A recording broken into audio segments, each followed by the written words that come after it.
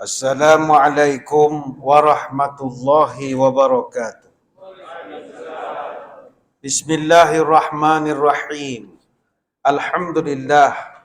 Alhamdulillahi hamdan katsiran tayyiban mubarakan fihi kama yanbaghi li jalali wajhikal karim wa li 'azimi sultanik. Allahumma salli ala sayyidina Muhammadin abdika wa rasulika nabiyil ummi wa ala alihi wa sahbihi wa sallim. Subhanal malikil kudus. Allahumma inna na'udzu biridhaka min sakhatika wa bimu'afatika min uqubatika wa na'udzu bika minka la nuhsi sana'an 'alaika anta kama asnaita 'ala nafsik. Allahumma innaka 'afuwun tuhibbul 'afwa fa'fu 'anna. Terima kasih yang berusaha saudara pengacara majlis. Yang saya hormati Tuan Kamalud Iskandar bin Nurdin, pengarah JPJ Negeri Pahang, yang diraikan juga seluruh keluarga besar Jabatan Pengangkutan Jalan Negeri Pahang. Seterusnya tuan-tuan guru, para alim ulama, para puasawan, para pemburu Lailatul Qadar, mudah-mudahan dirahmati Allah sekalian. Alhamdulillah kita bertemu dalam program bersama warga Cemerlang JPJ Pahang. Hadirin hadirat sekalian, syukur hari puasa sudah ke-24. Pokok kelapa mulai dipanjat. Daun diambil, dibuat ketupat. Lidi dibuat, sapu diikat. Ramadan penuh dengan rahmat. Ambillah ia sekuat dapat, supaya kelak menjadi kuat terlepas godaan syaitan yang laknat. Pada kesempatan petang ini saya diminta menyampaikan satu tajuk, moga-moga bermanfaat, iaitu bicara integriti hidup bermaruah tanpa rasuah. Tajuk ini akan tamat jam 6.45 petang nanti. Hadirin hadirat sekalian, rasuah adalah perosak maruah. Tidak ada keraguan padanya. Sebab itulah dengan rasuah maruah kita jadi punah. Maka itu sebab kita melihat rakan-rakan kita di pasukan beruniform seperti PDRM misalnya. Mereka meletakkan pada uniform mereka lencana integriti sebagai lambang bahawa musuh penjenayah itu mustahak. Tapi musuh yang ada di dada itu jauh lebih mustahak. Iaitu musuh nafsu, syahwat, kehendak yang tidak berkesudahan. Sebab itu rasuah adalah masalah negara. Selepas negara kita merdeka tahun 1957, kerajaan ketika itu sudah pun memberi tumpuan kepada rasuah. Pada bulan Januari tahun 1958, kerajaan telah menjemput seorang pegawai tinggi polis daripada pasukan polis Pakistan. Namanya Shah Nazir Alam. Tujuan dia buat kajian berhubung masalah rasuah di negara kita ketika itu. Baru merdeka, rasuah kuat dah. Jadi kajian selama 3 bulan itu telah menghasilkan satu laporan bertarikh 26 April tahun 1958, yang mana laporan ini telah dikemukakan kepada kerajaan.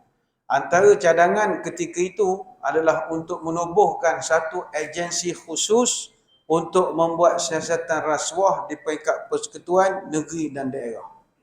Hasil daripada kajian Shah Nazir Alam itu telah dikaji secara mendalam oleh jawatan kuasa bertindak, yang juga mencadangkan supaya ditubuhkan unit baru dalam pasukan polis yang kerja mereka membuat siasatan terhadap aduan rasuah.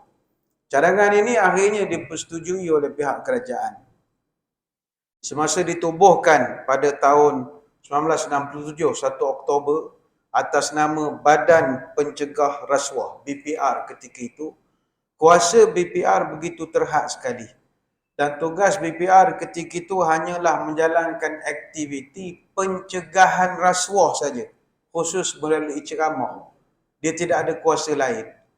Adapun kes-kes rasuah masih dijalankan operasinya oleh cawangan jenayah khas yang diletakkan di bawah PDRM.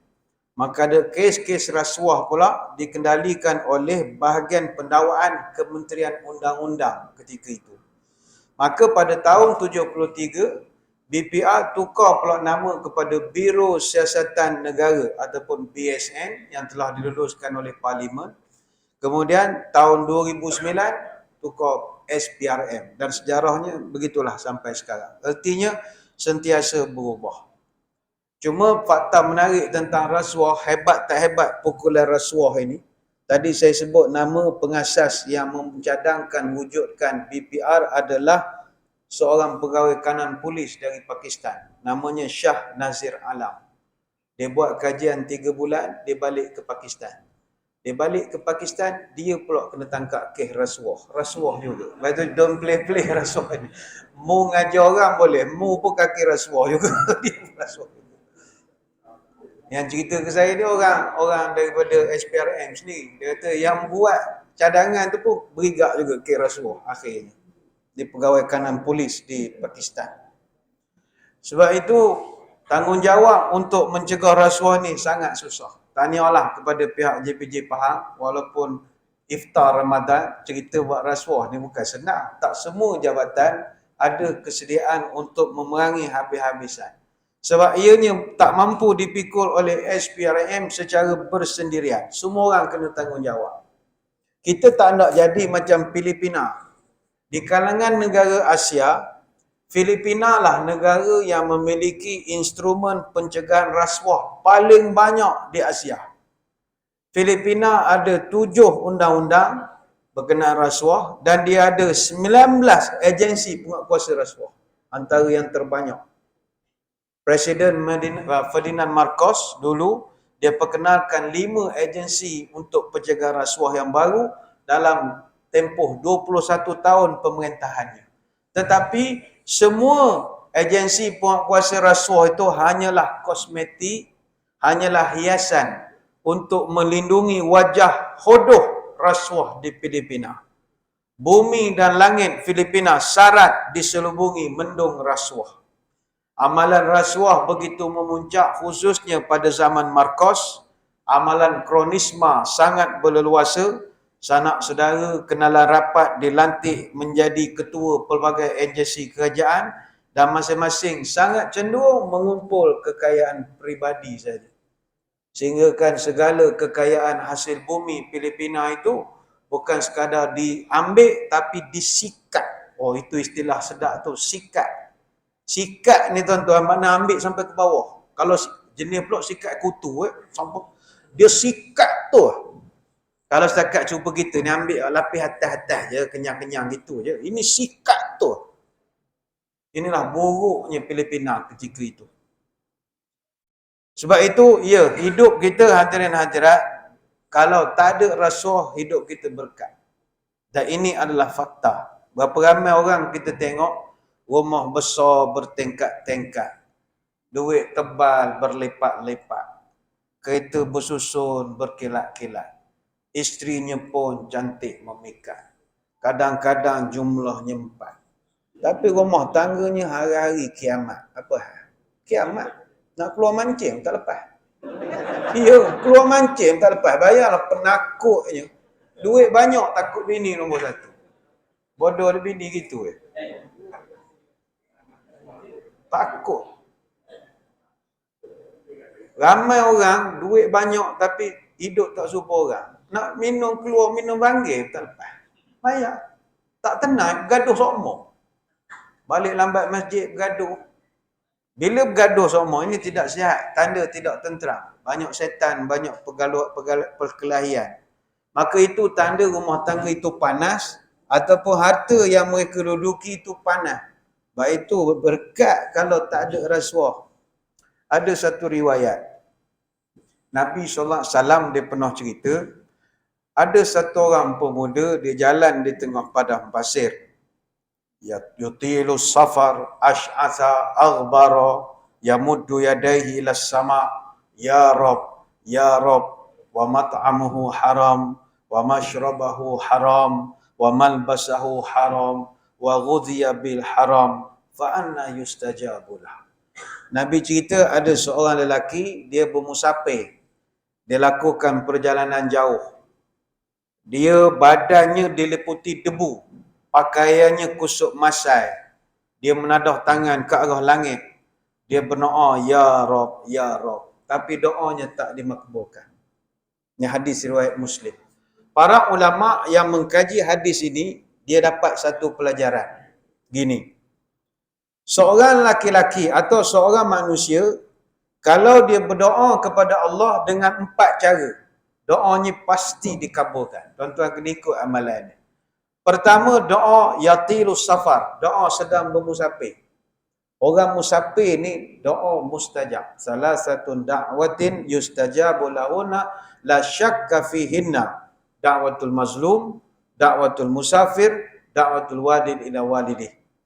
3 doa yang tidak akan ditolak. No doubt about it, kata Nabi. La syakka fihinna. Tidak ada keraguan. Pertama sekali adalah doa orang yang dizalimi. Yang kedua, doa orang musafir. Yang ketiga, doa seorang ayah kepada anaknya. Hadis riwayat Imam Bukhari. Jadi salah satunya doa musafir. Lelaki yang Nabi cerita tadi, dia doa dalam keadaan musafir. Jadi by right, sepatutnya doanya mustajab. Tapi dia tak dapat. Why? Makanannya haram, kata Nabi. Yang kedua, syarat mustajab doa, mestilah ada kerendahan dalam penampilan pakaian. Macam laki-laki tadi, Nabi cerita, dia ash'asa aghbara. Bajunya comot, kusut, tak berkedut-kedut dan juga kusut masai. Jadi dalam keadaan begitu dia berdoa mustajab. Sebab itu Nabi sebut rubba ash'asa madfu'in bil abwabi law aqsama 'ala Allahi la abarrahu. Orang yang berdoa dalam keadaan kusut, berdebu, pakaian lusuh, orang tak suka dengan dia. Maknanya pintu madfu'il bil adwa, mana dia masuk pintu orang ni orang marah, masuk pintu ni orang marah. Orang begini kalau berdoa pasti dikabulkan. Jadi tuan-tuan, kalau ada nak doa benda mustahab, salah satu tips kata ulama, jangan jangok sangat. Pakai selekeh-selekeh sikit. Pakai buruk-buruk macam kita ni susah. Macam contoh kita pergi Mekah buat haji umrah, kan kain 2 helai, seluar dalam tak pakai. Nak tunjukkan mu kena hina diri depan aku. Kau jangan nak tunjuk paku pakih kau, bintang-bintang kau jangan nak tunjuk depan aku. Segala lambang logo taruh tepi. Jumpa aku pakai kain towel. Mana seolah ihram tu kain towel saja. Jadi doa sebab itu orang yang semayang istisqa, semayang sunat minta hujan, mereka dikendaki menterbalikkan baju. Patutnya label kita duduk belakang, terbalik duduk depan. Apa sebab? Nak nampak kita ni bodoh di depan Tuhan. Allah suka. Hamba dia nampak bongok. Dia suka. Dia suka. Lepas itu kalau orang alim, dia nulis kitab, dia akan gelar diri dia Al-Hakir wal-Fakir. Dia gelar diri dia fakir miskin. Saya yang fakir lagi hina di sisi Allah. Syekh Muhammad gini-gini. Itu cara dia orang. Lelaki tadi Nabi cerita, ya dia dah pakai comot apa semua. Tapi tetap tidak diterima doa dia. Apa sebab? Kerana makanan dia ambil dari sumber yang tak senonoh. Begitu juga yang ketiga kata ulama, antara cara doa cepat dimakbulkan adalah menadahkan tangan ke langit. Tadah tangan ke arah langit. Innallah hayyun karimun yastahi iza rafa'a rajulu yadayhi ila samai ayaradduhuma sifran khabataini. Allah itu maha mulia, maha pemalu. Dan Allah sangat malu kalau seorang hambanya mengangkat kedua-dua tangannya meminta sesuatu tetapi Allah tidak memakbulkan. Allah malu. Artinya pasti Allah makbulkan. Ini hadis riwayat Abu Dawud. Kita bila doa memang kena angkat tangan. Nampak bersungguh. Sebab salah satu syarat doa diterima kata ulama, kena nampak bersungguh. Ada satu pesan Nabi pernah beri, ud'ullah wa antum muqinuna bil ijabati wa'lamu annallaha la yastajibu du'a min qalbin ghafilin lahin. Kata Nabi, doalah kepada Allah dalam keadaan mu bersungguh-sungguh yakin doa tu mustajab. Dia ada setengah orang, dia doa macam 50-50. Ya Allah, anak aku nak ambil SPM tahun ni ya Allah. Berikanlah dia kejayaan terbaik dalam SPM ya Allah. Tapi kalau engkau tak beri pun tak apa, aku tak kisah. Benda boleh bincang kan, tak ada masalah. Tak boleh gitu. Allah tak suka orang doa 50-50. Mu nak luluh ke tak luluh? Luluh ha? Cakap luluh. Ya Allah, aku nak naik pangkat, ya Allah. Berapa lama aku mangku 48, 52 pun tak lepas lagi ni. Tua ke diri dah, orang duk potong kona si amalan. Warna gaya ni Allah. Orang muda masuk potong, masuk potong. Aku nak naik 52, ya Allah. Kurang-kurang pencen 54. Amin. Tapi kalau dah takdir 48 saja, ya Allah. Tak boleh gitu. Ini doa menyampah Tuhan dengar. Mu nak ke tak nak sebenarnya. Tak boleh. Muqinu nabil ijabah. Mu kena yakin aku mustajab, kata Allah. Baik tu Tuhan suka angkat tangan. Macam bersungguh. Ya Allah, berilah aku gini, gini, gini, gini. Tuan-tuan sekalian. Orang doa macam dia tak berapa yakin. Dia tak ya doa saja. Dia dengan Allah Ta'ala kena yakin. Baik itu, kadang ada doa yang mustahil. Tapi sebab yakin, dapat je. Dulu pernah zaman Nabi Musa berdoa pada Allah. Ya Allah, tunjuklah pada aku siapa kawan aku di surga nanti. Badi aku, sparring dalam surga. Allah pun beri maklum pada Nabi Musa. Pergi tengok satu budak meniaga daging. Hujung kampung. Pergi tengok. Nabi Musa pergi tengok budak ni biasa je. Tak adalah gaya macam ustaz-ustaz sangat. Dia kenalkan diri, budak tu excited. Oh, Nabi Musa datang gerai dia. Ajak pergi ke rumah. Nabi Musa heran, budak ni benda ramalan sampai boleh jadi kawan aku dalam surga. Selidik punya selidik, rupanya budak ni tiap-tiap hari amalan dia, suap mak makannya. Bila dia suap mak makan, mak dia pula memang dah uzur lah, dah bedridden gitu. Bila disuapkan makanan oleh anak dia, mak dia akan berdoa, Allahumma ja'al ibni jalisa Musa fil jannah. Ya Allah, jadikanlah anak aku kawan Nabi Musa dalam surga. Mak dia doa. Lepas itu tuan-tuan kena minta kalau ada mak lagi, syukurlah ada mak. Suruh mak banyak doakan kita. Doakan. Lepas itu Abu Nawas dulu, dia pernah, Abu Nawas ni kan orang macam kita, pak pandai apa gitu, watak tak berapa molek. Bukan jahat, dia ada syok wayar sikit agak. Jadi, bila dia gitu, tak ada orang nak kat dia. Tiba satu hari, dia dah umur dah 40 lebih. Dia kahwin. Orang jadi heran. Macam mana awak boleh kahwin? Siapa nak kawak pula ni? Dia kata, aku doa. Mu doa macam mana? Aku doa, Ya Allah, kurniakanlah pada mak aku menantu. Mak aku orang baik, Ya Allah. Kurniakanlah untuk mak aku. Aku ni betul tak senonoh. Mak aku ni, kurniakan dia menantu. Ya. Jadi bila mak dapat menantu, then lah orangnya. Dia dapatlah isteri. Dia konang-konang gitu je. Tapi bersungguh. Mana tuan-tuan boleh ke doa gitu? Doakanlah. Ya Allah, berilah pada isteriku anak kecil. Ya Allah. Mana melalui tuan-tuan lah. Contohnya begitu. Dia konang-konang begitu sajalah. Itu hak ketiga. Hak keempat, ulama sebut doa jadi mustajab kalau ada al-ilhah. Ilhah ni, dia mengharap sungguh-sungguh pada Allah sehingga dia merayu-rayu. Macam contoh, kita doa pada Allah, Ya Allah, Ya Allah, Ya Allah. Banyak sebut nama dia. Ya Allah, Ya Rahman, Ya Rahim, Ya Allah, Ya Rabb, Ya Rabb. Tuhan suka. Nama dia diulang 2-3 kali. Jadi kalau tuan-tuan berdoa, nak doa berbuka puasa, Allahumma laka sumtu wa bika amantu ala rizkika afdaltu bi rahmatika ya arhamar rahimin. Ya Allah, Ya Allah, Ya arhamar rahimin, Ya Allah. Panjang lempar pinggan dia orang. Engkau ni orang nak buka, mendengar ada sikit. Yang Ya arhamar rahimin tu ilhah lah namanya. Sebab kita ulang, wahai Tuhan yang Maha Penyayang. Dia ada bodek-bodek sikit situ. Allah Ta'ala suka orang ampu dia. Dia nampak, ini aku Tuhan kan, mau ampu aku.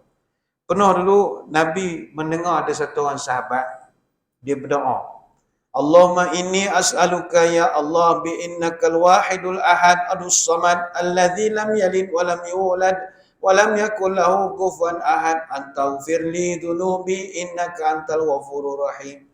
Nabi dengar sahabat dia berdoa, Nabi panggil dia. Dia kata, kamu punya doa itu Allah mustajab.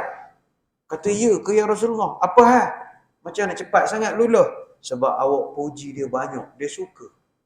Allahumma inni as'aluka ya Allah innakal wahidul ahadus samad alladzi lam yalid. Dia baca qul wallah ya. Tapi Allah suka orang puji dia begitu. Cepat luluh. Jadi balik kepada laki-laki yang musafir tadi. Dia dah puji Allah. Ya Rob, Ya Rob, Ya Rob. Tapi tetap doanya ditolak. Apa sebab? Kerana makanannya haram.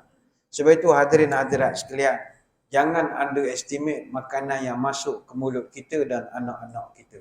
Boleh menyebabkan segala ibadah kita bukan sekadar Ramadan. Hak pergi ke Mekah, kita habis beribu-ribu tu pun tak ada nilai di sisi Allah. Biar kita miskin, jangan ambil benda-benda tak senonoh. Jangan ikut orang. Dia rasuah haram, tak ada keraguan. Janganlah tuan-tuan kata, bukankah dalam mazhab ni boleh? Tak ada. Rasuah sepakat semua ulama haram. Rokok boleh bahas lagi. Rokok boleh bahas lagi. Ulama ni kata haram ni. Tapi ada tidak mengharamkan. Dia, saya tengok pengharaman rokok ni bergantung kepada latar belakang ulama tu juga. Kalau ulama hak jenis tak ngisap rokok, keluarga tak isap rokok, masuk neraka lah rokok ni. Rokok haram, masuk neraka.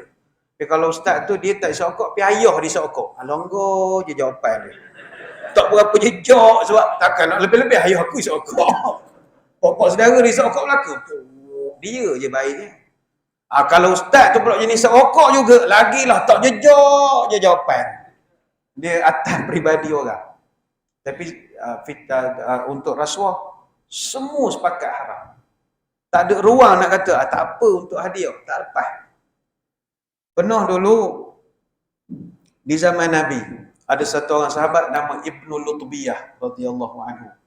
Dia ni diarahkan oleh Nabi pergi ngurus zakat. Macam sekarang ni kan, banyak amir, ramai amir tengah buat kaunter zakat. Saya ingat sini pun kena ada amir zakat ni, baru berdapat. Portion dia bagus juga. Minta tauliah dengan majlis agama, buka satu kaunter sendiri. Kelab boleh ambil jadi wakil untuk amil.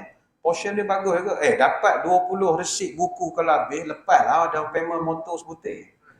Lepas tu, orang amil kampung suka. Dia orang sungguh. Kadang luas padan pun ada. Pergi bazar Ramadan pun ada. Semangat. Yalah, dia tak ada gaji. Dia dapat portion daripada berapa collection dia dapat. Jadi, Ibnu Lutbiyah ni, dia pergi ngurus zakat. Dia bagi zakat, dia dapatlah collection sekian-sekian jumlah, balik dia bentangkan depan Nabi. Tiba dia kata, ma balal amil nab'atsu fayati yaqulu hadza laka wa hadza li. Dia kata, tuan-tuan, ini saya punya hasil kutipan daripada pagi sampai petang. Ini semua. Sekejap-sekejap yang ini minta maaf, ni saya punya. Yang ini yang saya kutip.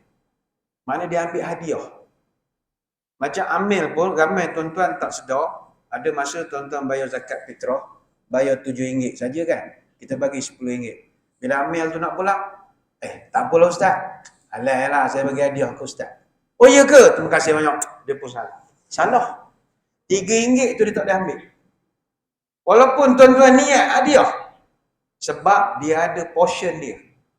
Lepas itu sekarang ni amil kita minta buat tabung macam dekat restoran, orang putih ke apa, dia ada tabung tips. Letak kat kaunter, masa kita bayar, kita nak bagi tip, jangan bagi pada waiter. Masuk dalam tabung itu. So kalau tuan-tuan nak keep the change, bagi 10, ambil nak pulang. Tak apa ustaz, saya hadiah. Hadiah siapa? Hadiah aku ustaz. Saya tak boleh ambil. Tak apa, saya masuk tabung, RM3. Tabung nanti rolling pula untuk benda lain. Dia tak boleh ambil hadiah. Jadi yang Ibnu Lutbiyah ini, dia ambil hadiah. Nabi marah. Kata Nabi, fahalla jalasa fi baiti abihi wa ummi fayanzuru ayyuhda lahu amla. Kata Nabi, aku dengar ada orang ambil hadiah, kata Nabi. Aku nak tanya sepatah soalan saja. Kalau dia itulah duduk kampung bela lembu, ada tak orang tergegeh nak beri hadiah pada dia? Takkan ada orang sudi nak berkawan dengan kita pun kalau kita ni tak ada jawatan. Ingatlah, hadiah orang beri, semua ada makna. Tuan-tuan, kita duduk pejabat daerah, jabatan tertentu, kadang orang datang hantar hadiah. Kita pun, ustaz ni bukan rasuah ustaz, dia orang nak berkawan dengan kami. Berdoa, awak pencen esok, siapa nak kawan dengan awak? Tak ada orang pun nak hantar hadiah kau. Maknanya orang bagi sebab uniform awak je.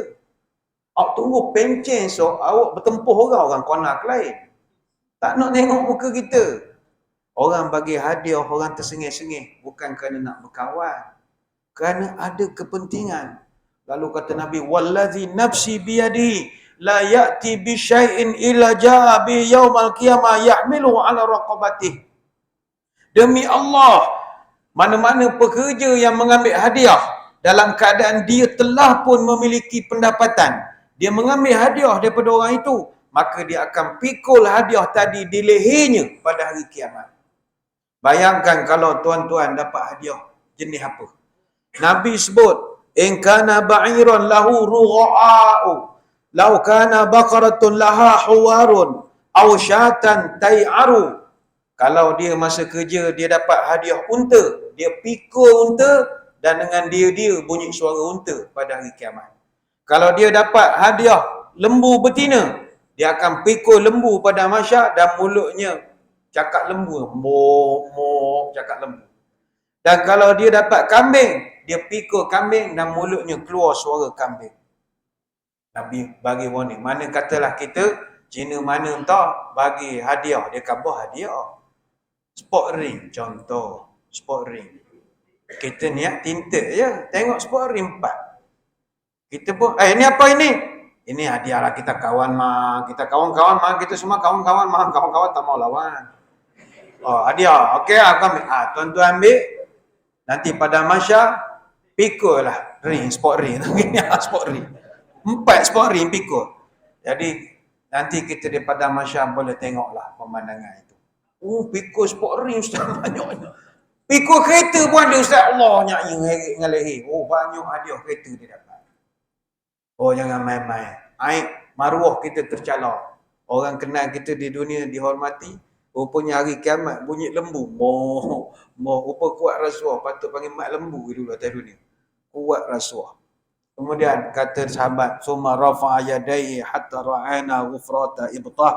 Ala hal balagtu. Kemudian Nabi mengangkat tangan, ya Allah, saya dah nasihatkan budak-budak saya, ya Allah, saya dah nasihatkan pekerja zakat ini, Allah, saksikanlah ya Allah. Nama bersungguh. Hadis Bukhari Muslim. Ayo tuan-tuan, jom. Kita mesti amanah. Adat hidup orang Melayu memelihara amanah sejak dahulu. Adat hidup orang beradat memelihara amanah, kita taat. Adat hidup orang terpandang, janji diturut, amanah dipegang. Adat hidup orang terbilang, janji ditunggu, amanah disandang. Masalah sekarang kalau kita tengok, kawan-kawan kita misalnya, dia dah tak kisah sangat halal haram ini.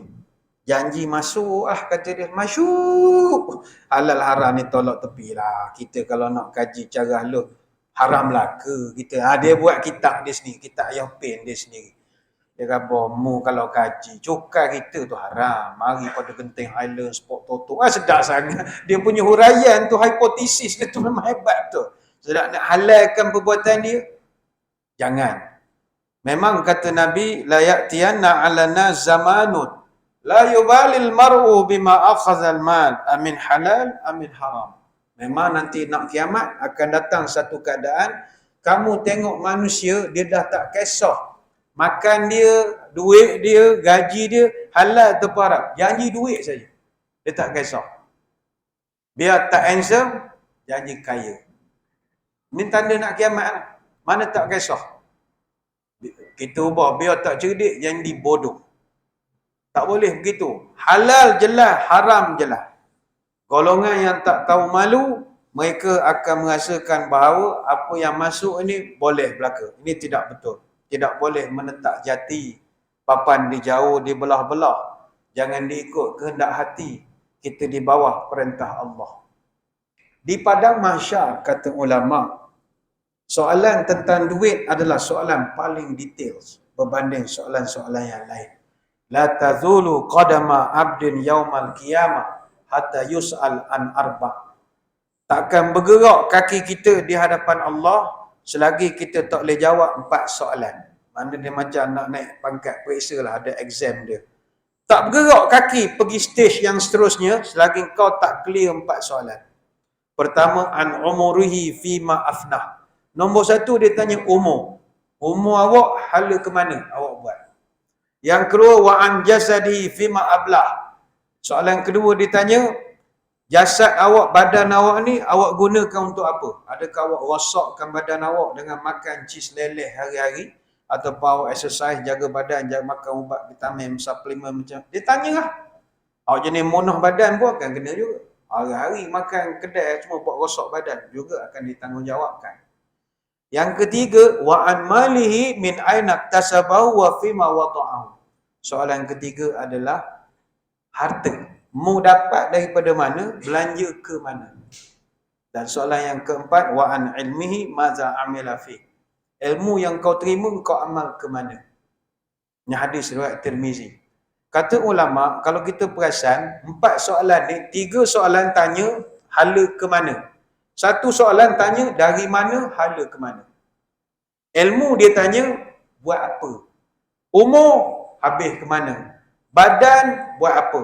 Tapi bab duit, dari mana dapat, ke mana belanja. Masuk, keluar, dia tanya. Sangat detail. Maka sanggupkah kita nak menjawab di depan Allah kalau kita buat kerja tak senonoh? Pernah Nabi Isa AS dihidupkan satu orang mati. Satu pakcik. Pakcik dia pun cerita, minta maaf Tuan, saya meninggal dah berpuluh tahun, tapi soalan kubur saya tak selesai lagi sebenarnya. Nabi Isa terkejut. Kenapa tak selesai? Ini cerita dalam kitab Tamil Ghafilin. Dia kata, saya dulu kerja pikul kayu api. Dalam perjalanan tu saya pikul, gigi ada lekat sisa makanan. Nak cari toothpick, nak congkir gigi, tak ada. Saya petik sikit daripada kayu yang saya pikul. Kayu tu bukan dia punya, dia kerja, ada owner dia. Dia petik sikit, congkir gigi. Saya lupa nak declare pada majikan. Sampai sekarang saya tak selesai lagi. 1 congkir gigi saja. Bayangkan tuan-tuan, 1 congkir gigi saja ambil tanpa izin. Soalan ditanya oleh malaikat berpuluh tahun tak selesai.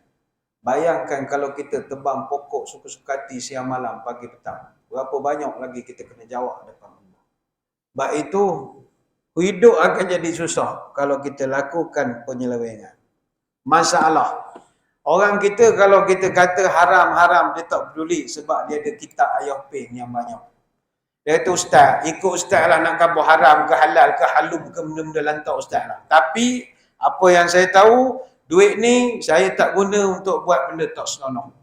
Duit-duit ni lah ustaz yang saya dapat, saya akan bantu untuk sedekah. Saya bantu buat mat tahfiz. Saya bantu buat rumah kebajikan untuk OKU dan bagai-bagai lagi. Jadi duit-duit inilah saya gunakan. Tuan-tuan sekalian, orang yang meniatkan duit-duit haram, contoh duit rasuah, scam atau lain-lain untuk bantu orang susah, sedarlah bahawa amalan kita sedikit pun tak diterima oleh Allah. Ada satu hadis dari Abu Hurairah, man jama'a malan haraman thumma tasaddaqa bihi lam yakun lahu fihi ajrun wa kana isruhu alaih. Siapa mengumpulkan duit haram, kemudian dia bersedekah duit itu, dia tak akan dapat pahala apa pun dengan sedekah itu, bahkan dia dibebankan pula dengan dosa. Hadis yang lain Nabi sebut, manik tasaba malan min ma'samin fawasala bihi rahimahu au tasaddaqa bihi au anfaqahu fi sabilillah jama'a zalika kulluhu jami'an faquzifa bihi fi jahannam. Siapa yang dapat harta dengan cara berdosa, kemudian dia gunakan duit itu untuk 3 perkara. Pertama, sambung silaturahim. Teman-teman duit banyak, duit tak senonoh ni, dia belanja satu anak-beranak, adik-beradik dia buat family day. Pulau Duyung, Terengganu, duit minyak dia bagi, sewa pula lagi chalet dekat situ, buat sukan tarik tali, semua dia bayar. Buat pula ada barbecue macam-macam, aktiviti kaum ibu pergi pasar payang, semua dia sponsor. Rupanya dia pakai duit, ada token mana bagi, tak tahu, dia belanja semua. Niat dia nak jaga silaturahim. Ataupun dia guna duit itu autasaddaqa bihi, bersedekah. Bantu buat batang paik dekat Kemboja lah, bantu macam-macam bantu. Au anfaqahu fi sabilillah. Dia menakahkannya di jalan Allah. Dia bantu budak-budak belajar di luar negara, Mesir ke apa ke. Maka apa akan jadi pada orang ini? Kata Nabi, faquzifa bihi fi jahannam. Orang macam ni, dia masuk neraka, Jahannam, bukannya dibuka pintu, tapi dilempar oleh malaikat. Kenapa engkau guna duit haram supaya untuk buat benda baik? Oh, itu Allah Ta'ala tak boleh terima. Ada juga berpendapat, tak apa Ustaz, duit-duit rasuah ni, kita bukannya pakai sendiri. Saya menggunakan ni sebab hadiah Ustaz. Bukannya saya hendak. Hadiah. Sampai ada satu jabatan dia kata, kami Ustaz ni bukan rasuah, ni rasa. Rasa tak apa. Yang salah rasuah. Kata benda beza rasa dengan rasuah. Lebih kurang je Ustaz rasa juga. Maknanya kita buat kerja bagi 20,000. Katalah banyak. Bangunan JPJ ni pun banyak dah kita tengok usang contoh. Jadi kita pun dapatlah hijah peruntukan hijah dengan menteri mana. Dapat peruntukan. Dia menteri ni tuan-tuan kena minta duit. Minta je. Kita orang majlis negeri minta dengan Perdana Menteri. Suka-suka hati je minta. Tak ada estimate JKR pun. Main tembok sekaki setengah gitu je. Sekaki 150. Main teka-teka gitu. Buat surat sekeping. Masjid negeri. Penambahan untuk bangunan pejabat baru kerana bilal tidur bawah speaker. Siap bilal ni. Buat gambar sikit bilal baring bawah speaker. Kena ada cara ambil gambar. Baring. So bilal menerak gitu. Bawah meja. Teknik kena ada. Angkat surat. Tulis situ 250,000. Lulus. Ya, lulus. KP ICU. Lulus. Turun dah duit. Masuk tabung direct. Jadi kita pun berhak lah tanya dah JKR macam mana. Awak boleh lantik kontraktor sendiri. Mana cari konsultan. JKR akan jadi panel. Kita akan tengok nilai kerja dia, plan dia macam mana. Katalah kita cari satu kontraktor. Bagi 250,000. Suku juta. Dia pun rasa happy. Dia berhak je nak belanja kita orang. Tak apalah masjid negeri kita sponsor lah. Kita sponsor blazer. Kita sponsor blazer. Mana bukan dia bagi imam besar seorang. Semua orang dapat. Termasuk cleaner pun dia bagi blazer. Contoh. Projek tak jalan lagi ni berangan je tuan. Tak jalan. Lepas raya esok bermesyuarat. Katalah kontraktor tak apalah Ustaz. Kami sponsor lah. Untuk staff-staff semua pakai blazer logo masjid negeri. Cleaner dengan jaga pun kita bagi. By right kita boleh ambil. Sebab hadiah. Dan juga tu dia panggil rasa. Bukan rasuah, rasa. Dia dah dapat setengah juta, suku juta. Takkan dia tak bagi rasa sikit kita. Mamoh gigit sikit. Keh gitu je. Bukan nak suruh. Keh gitu je. Ambil kerak.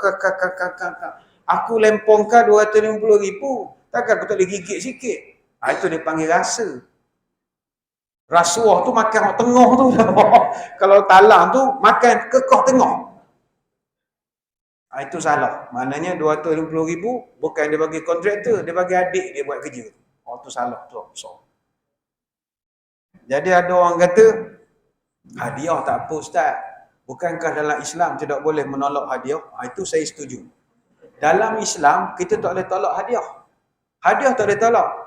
Kalau kita tak boleh ambil hadiah langsung, hadiah happy birthday tak boleh ambil. Ataupun panggil KP JPJ datang ke, habis dia ucapan bagi dia hadiah bunga. Minta maaf saya tak boleh ambil ni rasuah. Bukan rasuah. Hadiah memang dari segi prinsip asas boleh diambil. Bahkan dalam hadis ada disebut ajibud da'i wala taruddul hadiah wala tadribul muslimin. Nabi pernah sebut terima hadiah, mu jangan tolak hadiah. Terima kata Nabi. Jadi macam puan-puan ada orang bagi hadiah, jiran, adik kita. Orang memang bagi appreciate kita. Kita boleh terima hadiah. Tetapi Nabi sebut untuk penjawat awam haram terima hadiah.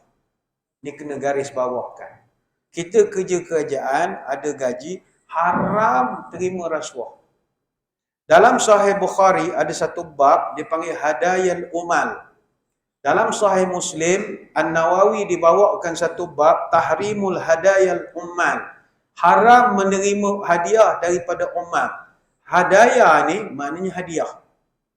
Plural daripada hadiah. Jamaknya hadaya. Umal maknanya pekerja. Orang yang bekerja haram terima hadiah. Hadayal umal ghululun. Hadiah untuk orang bekerja adalah pengkhianatan. Kecuali kita di Malaysia, penjawat awam kalau hadiri majlis rasmi, boleh ambil hadiah dalam bentuk 3 F sahaja. Flower, fruit, food. Fulus tak boleh. Fulus tak boleh. Flower, fruit, food. Mana KP datang rasmi, tuan-tuan bagi dia hadiah biskut raya. Boleh, dia masuk food. Tak ada orang boleh report SPRM. Dan SPRM pun malah melayan, tak ada pasal bagi kuih raya, bukan kesok. Ataupun bagi dia bunga, flower, pun boleh, bunga. Atau bagi dia food, fruit, buah-buahan. Buat dalam bentuk bouquet apa semua. Maka boleh. Itu saja kita dibenarkan. Hadiah selain itu tak boleh. Sebab atas jawatan kita. Walaupun kita kata, dia bagi, dia ikhlas, dia kawan dengan saya. Outright tukar unit lain. Ada orang nak bagi awak? Tak ada dah. Awak sebab orang kuasa awak je orang bagi. Macam pejabat daerah dapat 5. Ingat Cina nak sangat hantar pejabat daerah. Kami duduk masjid negeri tak ada orang hantar pun 5. Sebab tak ada kepentingan. Kecuali kontraktor yang nampak, ni dah buruk dah, bumbu ni boleh buat dah Imam Sor ni. Lain macam dia hantar nasi lemak, nasi dagang. Dia nak nyusul ke kerja bagi 20,000 tu kan. Dia kan kita boleh buat kerja bagi 20,000 tu kan sebut harga 3 harga je. Jadi ramai orang dekat dengan kita, tu cerita lain. Tapi orang tak akan baik dengan kita tanpa sebab. Betul dah cerita dalam Madu 3 tu. Baik, ada makna tu. Semua ada makna. Tak ada orang nak baik saya juga. Sebenarnya banyak nak diterangkan tapi masa kita pun tak berapa mengizinkan. Ayolah muslimin muslimat sekalian, amanahlah kita. Yang penting amanah. Siapa tidak amanah, hidupnya punah ranah. Siapa melanggar amanah, aibnya akan terdedah. Siapa meninggalkan amanah, hidup takkan semenggah. Siapa menjauhi amanah, lambat laun masuk pelimbah. Siapa melalaikan amanah, hidup matinya takkan barakah. Siapa menolak amanah, bala menimpa hidup akan punah. Kalau hidup tidak amanah, ke tengah ke tepi orang menyumpah. Kalau amanah disia-siakan, orang benci meranalah badan. Kalau amanah tidak dipakai, hidup sama seperti bangkai. Kalau amanah tidak dijaga, ke mana pergi orang curiga. Kalau amanah diingkari, itulah tempat orang mengeji. Sekadar itu sembang-sembang pada kesempatan petang ini. Saya mengucapkan ribuan terima kasih di atas undangan. Mohon maaf sebarang kekurangan.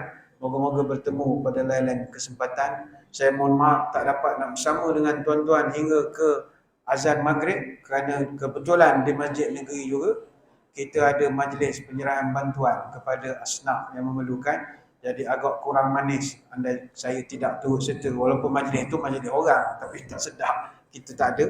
Sekali lagi minta maaf. Kita tutup pertemuan kita dengan sedikit doa. Moga ada barakah pertemuan kita ini.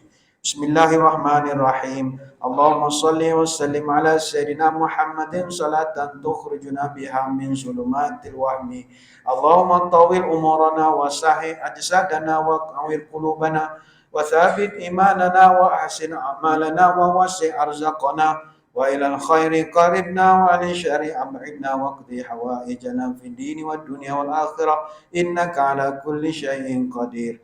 Ya Allah, panjangkanlah umur kami, sihatkanlah tubuh badan kami, terangkanlah hati kami, tetapkanlah iman kami, molekkanlah amalan kami, luaskanlah rezeki kami, dekatkanlah kami dengan kebaikan, jauhkanlah kami dari kejahatan.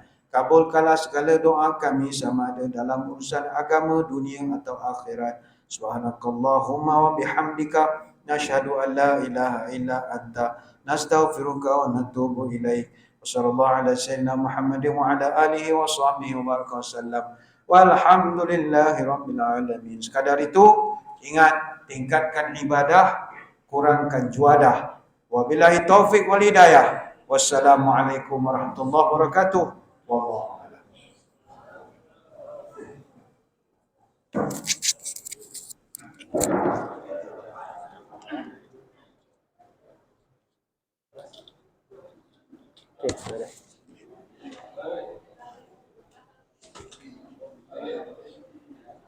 Majlis merakamkan ucapan terima kasih kepada Al-Fadhil Ustaz Datuk Badli Syekh Alauddin, Imam Besar Masjid Sultan Ahmad Shah 1, Kuantan, Pahang. Seterusnya majlis persilakan yang berbahagia Tuan Iskandar untuk menyampaikan sedikit cerita hati kepada Al-Fadhil Ustaz Datuk Fadli Shah Alauddin. Saya kira pemberian ini dikategorikan hadiah yang boleh diterima. Dipersilakan Ustaz Datuk Fadli Shah Alauddin untuk menerima cerita hati bagi pihak JPT Negeri Pahang sebagai tanda kenangan. Ia merupakan logo JPT Negeri Pahang dan sebuah paper bag. Terima kasih Ustaz. Dan majlis sekali lagi mengucapkan ribuan terima kasih dan sangat berbesar hati dengan kehadiran Yang Berbahagia Ustaz Datuk Fadli Shah Alauddin, Imam Besar Masjid Sultan Ahmad I, Kuantan, Pahang. Terima kasih dari JPJ Negeri Pahang. Assalamualaikum warahmatullahi wabarakatuh.